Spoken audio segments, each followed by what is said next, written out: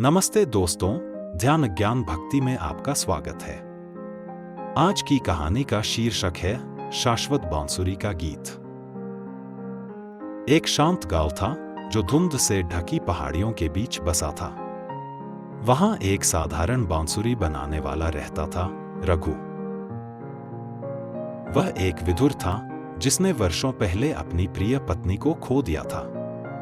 अब उसका सारा प्यार, उसकी सारी सांसें उसके इकलौते बेटे अर्जुन में समा गई थीं, एक ऐसा बच्चा जो खुशी, संगीत और सपनों से भरा हुआ था। रघु बांस से बांसुरियां बनाता था। हर एक बांसुरी में वह प्रार्थना फूंकता, यह किसी की आत्मा को घर पहुंचा दे।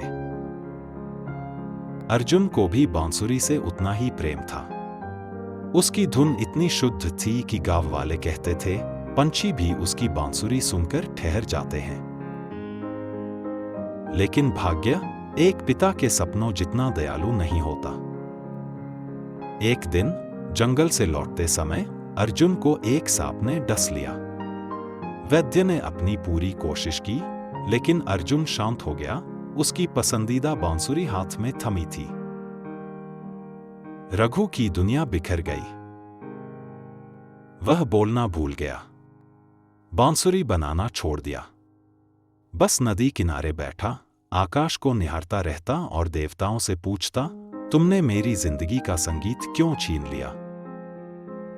एक शाम गांव से गुजरता एक बूढ़ा साधु रघु के पास आया। वह चुपचाप बैठ गया और उस मौन को सुनता रहा। फिर धीरे से गीता का श्लोक बोला, अविनाशी तु तद् विद्धि येन सर्वमिदं ततम् विनाशम व्ययस्यास्य न कश्चित् कर्तुमर्हति। जो संपूर्ण जगत में व्याप्त है वह आत्मा अविनाशी है, उसे कोई नष्ट नहीं कर सकता। रघु ने नम आंखों से पूछा, लेकिन वह अब है कहां अगर यहां नहीं है? साधु ने आकाश की ओर, वृक्षों की ओर और फिर रघु के हृदय की ओर इशारा किया, यहां, हर जगह। वह अब भी गा रहा है। जिस बांसुरी को तुमने उसे दी थी, वह अब भी उसकी सांसों की गूंज लिए हुए है। मृत्यु ने केवल उसका रूप छीना है, आत्मा को नहीं।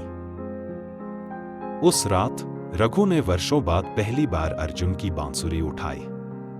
हाथ कांप रहे थे, लेकिन फिर भी उसने फूंका। धुन गांव के ऊपर बहने लगी। लोग रोए, दुख से नहीं, सुंदरता से।